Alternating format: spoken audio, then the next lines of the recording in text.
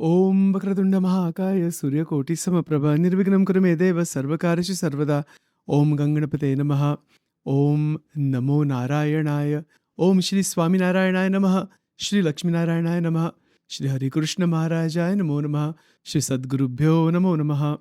Welcome to SwaminarayanSpirituality.com and all of the related podcasts. Today we are examining Sarangpur number 1 Vachanamrut. I will read in Gujarati first and then translate it carefully, and then from there we will proceed further. The title of the Vachanamrut is called Man Jityanu, to win over the mind. That is its subject. That is one of the subjects that is discussed here. The first paragraph, I'll just read in Gujarati, is just where Maharaj is sitting in the place of Jiva Khachar.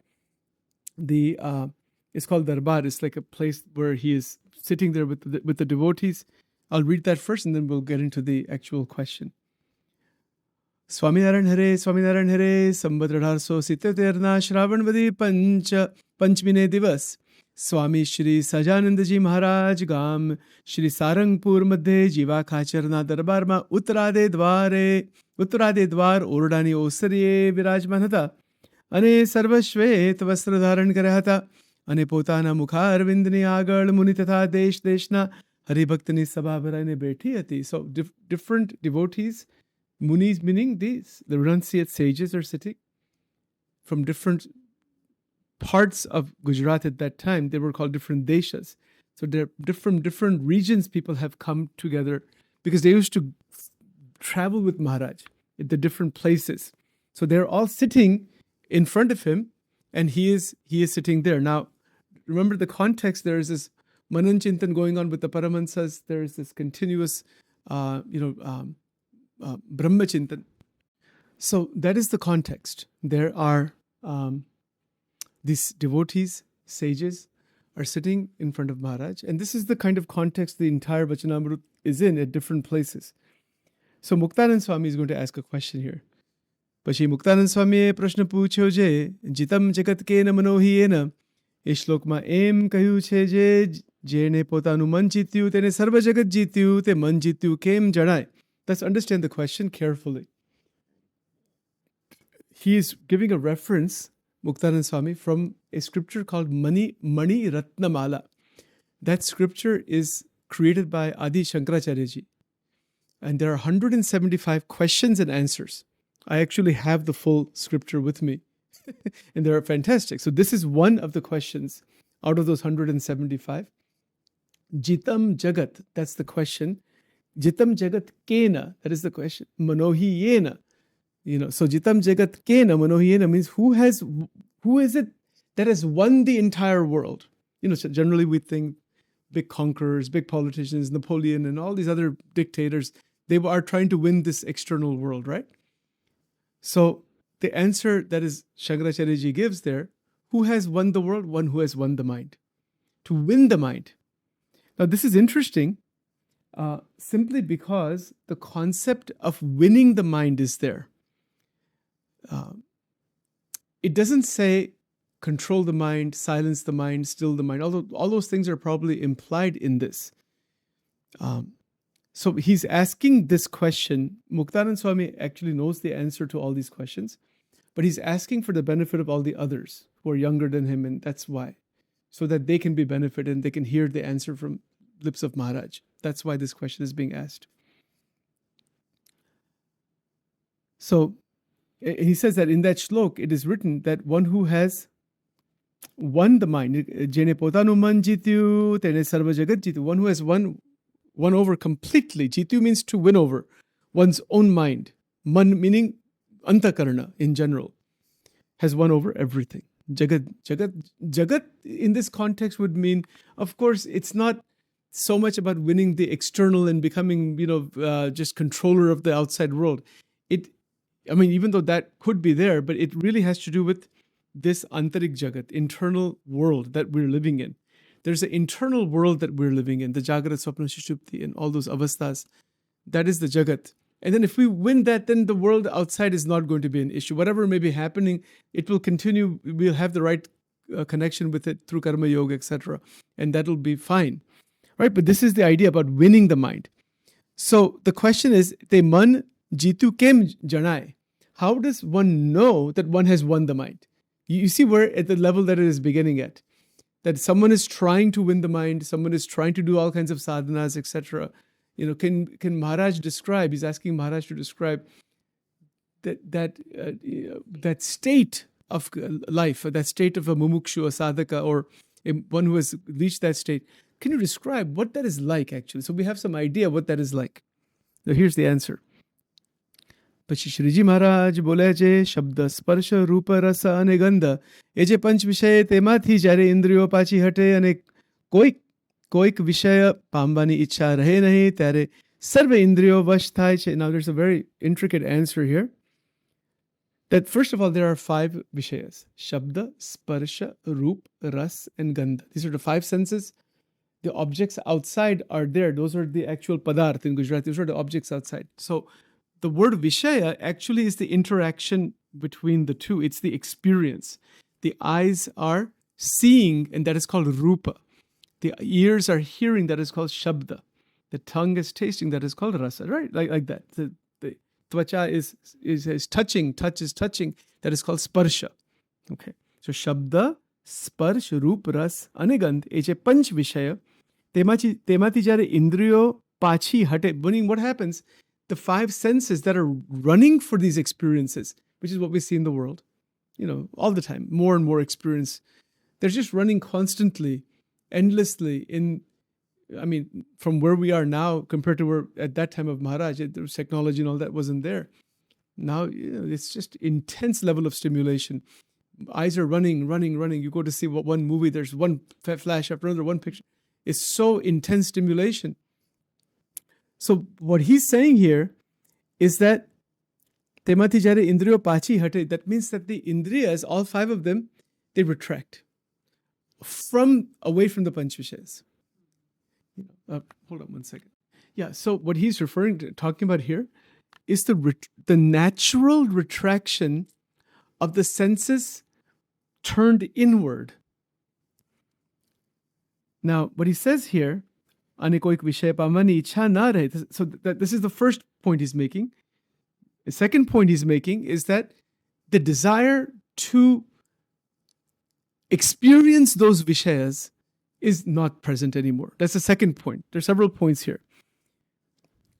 So when you have both of these phenomena going on simultaneously, that all the senses are retracting naturally, like that tortoise that retracts all the limbs, like the verse in the Gita, Yada sanharate chayam kurmo angani va sarvashah indriyani indriyarthebhyas tasya prajna pratishtita. So it's just as the tortoise, similarly the vritti comes inside. The panch gnan indriya, their vritti comes inside, and the desire to have more and more interaction or have interaction with the vishayas outside is not present. And koik vishaya pambani ichha, that means I must obtain this and I must obtain this. That's what that means, to obtain. Pambu means to obtain, that I must have this. I need to have, desire to have something, right? That goes away. Okay, so this is an interesting way to think about this. And then he says, that is sarva indriyo vash thachi. So when this state comes about, all of the indriyas you have mastered them. How amazing, how difficult it is, right? Because even one thing, your mind goes somewhere, eyes go somewhere, this goes here, this goes there. Even with eyes are closed, exactly. Right? So that's, he's describing the state of an individual who has won the mind. So in Vachanamrut, you find, as I mentioned, you've heard me say this before, 3 states. 3 things are described as the liberated state, the enlightened state, the bound state, and from bondage to liberation. Every Shastra generally talks about that. Okay, so that's the first part of the answer. અને જ્યારે ઇન્દ્રિયો વિષય નો સ્પર્શ જ ન કરે ત્યારે મન પણ ઇન્દ્રિયો લગાણ આવે નહીં અને હૈયામાં રહે. What this means is that this answer here, the next line, is indicative of the lack of contact. Meaning what? If Sachin says that I am not going to watch anything that is going to bring a contamination to my devotion, my antakarana, on the internet or on the YouTube or all that kind of stuff that will bring that image, that story, whatever it is, it will bring it inside. If I do not let that happen, then what will happen here is that the mind will also not run further into that vortex of experience. The actual Gujarati is as follows: Ane jare indriyo vishayano sparsha jo na kare. That means the indriyas do not touch those vishayas. Now, he's not talking about suppression. This can be misunderstood. Like you're talking, well, if you isolate yourself, it's not isolation, it's not suppression, it is viveka. It is viveka to say what should be brought inside, what should be left outside, with the senses. All right, so this is not about suppression. It is about determining, in my interpretation here, is predetermining the range of experience that is going to bring about mastery of the mind. That is the most difficult thing, which most people do not, first of all, they don't know that they need to do that. And if we realize we need to do it, it is a tricky thing to do, because once we start to restrict the experience, our vasanas from inside, as per Garada Pratham 11, will pop up. And they'll say, I want this, and I want this, and I want this, and I want this. That means, so now Maharaj makes that clear also. Let's go into the next line. So I'm just giving you the full paragraph. I mean, I'm not doing too much detail right now. Some other time we can go into, literally break it up, even literally do a much more detailed exposition. But here, what he's saying here is that the mind remains inside. He says, beautifully stated here, Indriyo lagan ave nahi ane hayama ne hayama. Hayama is heart. That the mind remains in the heart all the time. It's not getting dispersed. Now, although the word Shakti is not used directly, we can imply that the energy that is within the mind is not getting dispersed. So all the way through all of these words, Shakti flows. Even though Maharaj has talked about that in using some different language, he explains the coming together of Shakti this way, without directly saying that you're bringing your Shakti inside. Although he has said that in some other places, because the emphasis is on the practicality of the application of these ideas. Again, I don't want to go in that other direction right now, but the point that he's making here is that the mind remains internally within itself. See, the mind is remaining externally tuned to thousands of things constantly. But when the mind remains naturally within itself, then that is an indication that the mind has been won. To win over means that you are in control over, you are the master. We talk about self-mastery in our programs, right? So the mastery is what he's really talking about here. Now the final line in this paragraph here, એવી રીતે જ્યારે વિષયનો ત્યાગ અતિ દ્રઢપણે કરીને થયો ત્યારે તેનું મન જીતું જાણવું. Now he's saying that the tyaga, the renunciation of the vishayas, has happened with intensity in this way. That means the mind has been won. Now that is not suppression. It is not an artificial control. It's none of that. It is filled with wisdom. It is filled with wisdom that to run after these objects, to try to possess them and to try to obtain them, this is going to bind the mind further, further, further, and entangle it further and further and further. So he's describing the state of an individual who has won the mind. Sarangpur. It's just one paragraph answer. There's more to it that will come. But watch the timing here. Okay, so hold on. એવી રીતે જેને પંચવિષયનો ત્યાગ અતિ દ્રઢપણે કરીને થયો. He doesn't use the word karyo in Gujarati. He says thayo, means the tyaga has happened, not that the tyag is being done by the individual. It's naturally retracted. It's a natural, you don't want that thing. Even though it is there, if it's there, it comes, it's not a problem. But you are not running for that to say that through that I will be happy. It's not the case. If it's there, it's okay. So if it's not there, it's okay. So the tyag is not a forced renunciation. It is a tyag where there is a retraction of the indriyas back inside, where the mind is retracted within itself. Why and how? That Muktanand Swami asks further how there's an extensive discussion that comes up about. We should understand directly Maharaj's answer. What is the question? You see the link now. Let's be very clear.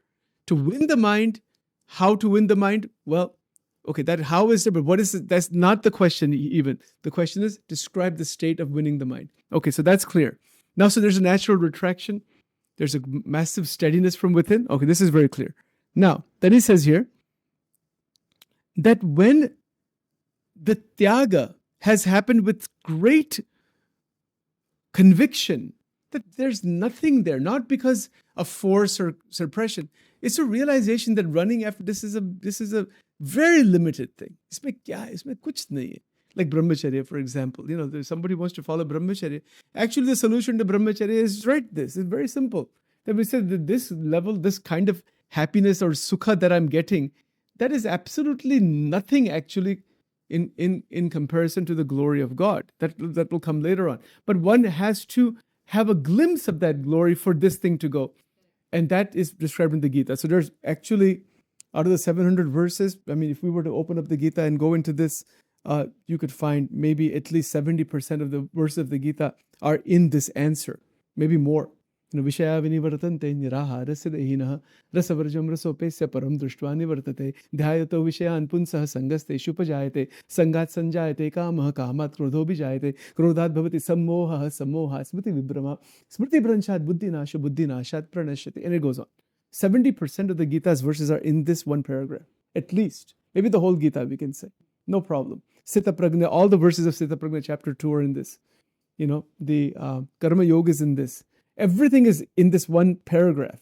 It is a state of realization. But the way it is described by Maharaj, he's describing Tyag in an extremely different way than how people think of Tyag. I'm just letting things go. I need to now, stop eating all this food or stop doing this. It's a war and battle that goes on inside. No, that's not the case. There's no battle at all because the Indriyas are naturally retracting. Why are they naturally retracting? What is the reason for that natural retraction? The answer to that, let's look at the last sentence. The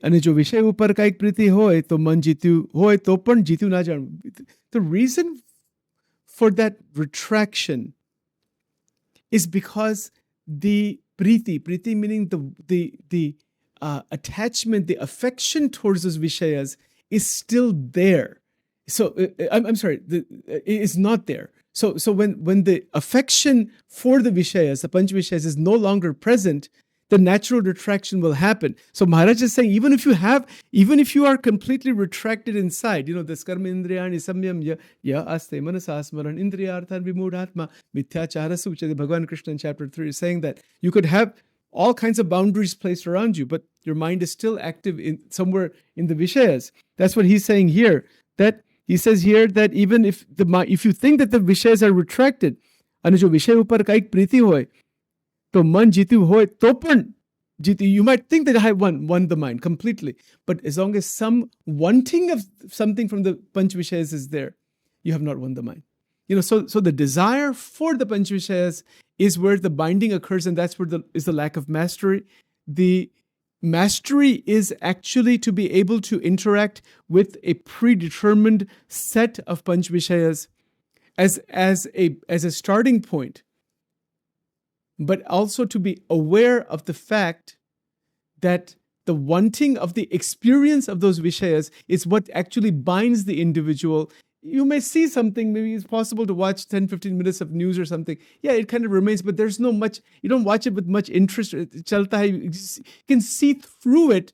But if one is very much intensely involved in it, it will sit inside the mind. And the mind will not sit within itself. That's the difference. So there's a lot of probing that can be done. I'm just trying to go. I mean, you can spend 50, 60 hours on this. It's that powerful. But again, now the Jagat, what is the Jagat that is talked about by Shankaracharya ji? The Jagat is, our mind is a world in itself. Mind, body is going to remain, but mind is a world. the Jagrata avastha, Swapna, Shushupti, these avasthas are certainly there. So when a person has won the mind, there is profound stability, great silence, great truth. And now the benefit of this, why even do this? The benefit is that now that mental power that has been conserved beautifully, the activity of the antakarana, can now be applied towards Paramatma, towards God. That's why. It's not simply that one is retracting in just like a nothing state. Not that. Like, for example, when we do Havan, we just did Havan right now. But to do Havan, there's a certain retraction from other things to do that as a sadhana, right? But you can look at it another way, that when there's a natural vairagyam present, Gnan and Vairagya, this natural retraction is present, and then sadhana is done, then sadhana is not done to cause retraction. Sadhana is done through the retraction. And that is not even sadhana anymore. That is a natural flow out of bhakti, out of devotion, to connect with Paramatma out of love. So love is acting towards God, in one sense towards one murti, that is Ishta Devata. And then as that bhakti transmutes into para bhakti, it becomes non-directional. So I can say that, okay, Bhagavan Krishna is in the murti, but as the Bhagavatam says, that is the lowest level of understanding. The Bhagavatam gives 3 levels also. That see the Lord in the murti, vigraha, that's the beginning. Then see the Lord in all the devotees. That's the second level. And then see the Lord everywhere. That's the third level. You see, so Srimad Bhagavatam, which is a devotional shastra, it talks about these 3 levels beautifully. Sometimes we get stuck at level 1. Stay there, no doubt. But that is not the end. The next level is devotion, devotees, to see the presence of God in the devotees. That is why the Sangha, the company of devotees, bhaktas, is absolutely essential, because that enhances our bhakti, enhances devotional connection, bhakti bhav. These things, are necessary. And then the higher level, there's a verse, of course, in the Gita, Yomam pashyati sarvatra, sarvam cha mai pashyati, tasya aham na pranashyami, sachamena pranashyati. Doesn't matter where you go. Muktanand Swami himself has written a beautiful poem. Anubhavi anandama brahmarasana bhogire, jivana mukta jogiya antar arogire, jajuvete ramaji bijuna bhasir. These are all the poems actually in the Gujarati. Fantastic. Wherever you look, the Bhagavan Ram is present. Wherever, as Krishna says, wherever you see only me. There's none other than me. I'm the only one present. And see everything in me and everyone in me, and I am in everyone. Yomam pashyati sarvatra, sarvam cha mai pashyati, tasyaham na pranashyami, sachamena pranashyati. For example, we have Shivling here, right? Ganesha Maharaj ki murti, Devi ki murti, Ganesh ki murti. That is the beginning. The Bhagavan is fully present in the Vigraha. That is for our devotion. Now, the next stage is to take the mind further. This is implied in this also. When you won the mind, then wherever one looks, the Lord's presence is there. Then the division between Grahasthashram, Sannyasashram, all the divisions, with the boundaries between nations, none of those things are present at all. They are present even when we say that there's a Shakti Peeth or like this home temple, that is necessary for sadhana because there is an energy present there, of course, no doubt. But when the Brahmic state is realized, where you are, that is where God is. Wherever you are, because that is the realization. Great sages like Nisargadatta Maharaj, a story about me, you're familiar with that. That is there also. And Maharaj himself in Vedas has also mentioned, he's told us Param, says, wherever you go, I'm with you all the time. Just remember me. He says in Gujarati, Maro bhav sarvatra rakho. Keep my bhavna, that my presence is with you all the time. That is the grace of Sadguru, or the great enlightened beings. Their presence is there. So there's a lot of ways to think about this. This actually continues further, where Muktanand Swami then asks, he asks, how does this nivrutti? The question here is Vishayani nivrutti thayanukaran te vairagya che ke parmeshwar vishay priti che. I'll just take another minute here and then we'll stop this nirupan here. How does it happen, Maharaj? Is it because of vairagya that somebody has to develop? Because the question of how always comes about. You're talking about this amazing state and, all right, I mean, that, we understand it, whatever, but explain how you get to that point. That's the question he's asking. Is it through vairagya or is it through the intense love for God? You see? So then Maharaj talks about both of them. He's talked about Atmanishta and the Mahatma. Mahatma Sahit Bhagwan Nu Gnan. Again, it requires much more. We need another 2-3 hours to talk about this next line, what that actually means. Because that it's just it's been half an hour. But in short, in very simple way to put it, the Gnan of Paramatma is that Bhagwan is Upasya Murti. Bhagwan ki upasna, like if you're worshipping Devi, let's say, you said Devi has many forms, with form. The Shakti you can say is formless in some sense, but we don't know what is that form. We know what is form. So Sakar, Sarvopari. Sarvopari means beyond all. The Ishta Devata is always considered to be the topmost of all, the source of all incarnations. It is called Avatarunke Avatari. So somebody worships Krishna, they say that he's the source of all incarnation. Somebody worships Rama, is considered all comes from Rama. Somebody's worshipping Shiva, all comes from Shiva. Somebody worships Devi, somebody's worshipped Jesus. Now, they don't have that concept in Christianity. Jesus is like the one and only Son. So they don't have that concept. But I think they might even say that the prophets are coming from or sent by God, something like that. Some similarity would be there, right? So Sakar, Sarvopari, Pratyaksh, and Sarvakarta Harta. These are the four. So when we say Mahatma Gnan, that's again long exposition, but simple, that the all-doer. God is the all-doer. Everything that is happening by your will. Thy will be done. Thy kingdom come as it is in heaven as on earth. That is called Sarvakarta Harta, the doer of everything. And as Ramakrishna Paramans would say, the religious determinism, that's a more tattvic angle. Some other time we can talk about that. Let's stop this for now here. Om Dhyanamulam Gurur Murti Mantramulam Gurur Vakyam Pujamulam Gurur Padam Mokshamulam Gurur Kripa. Om Shri Swami Narayanaya Namo Namaha. Shri Sadgurubhyo Namaha.